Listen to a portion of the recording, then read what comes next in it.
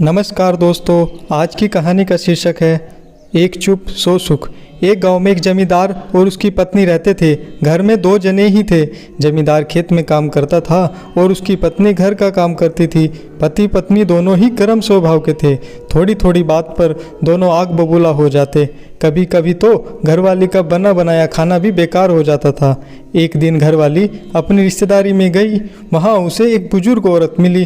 बातों बातों में जमींदार की घरवाली ने बुजुर्ग औरत को बताया कि मेरे घरवाले का मिजाज बहुत चिड़चिड़ा है। वे जब तब मेरे से लड़ते ही रहते हैं।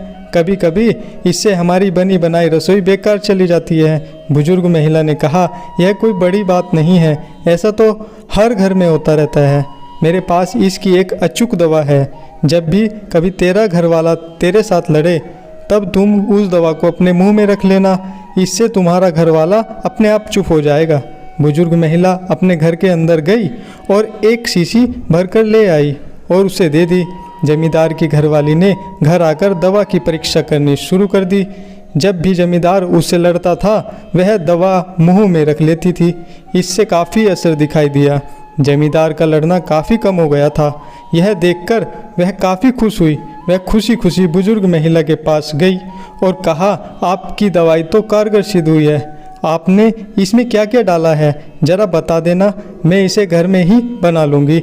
बार बार आना जाना मुश्किल हो जाता है।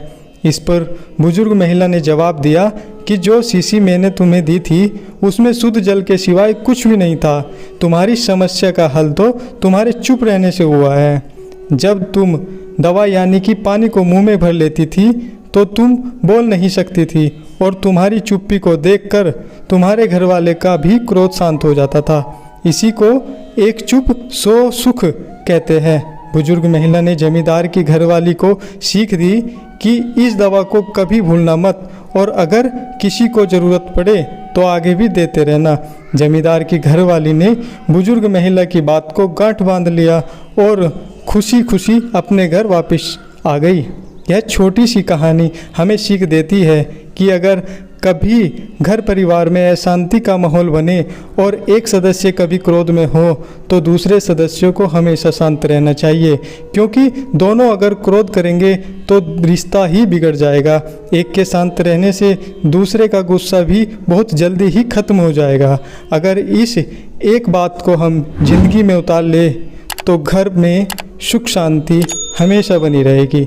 जय हिंद, जय भारत।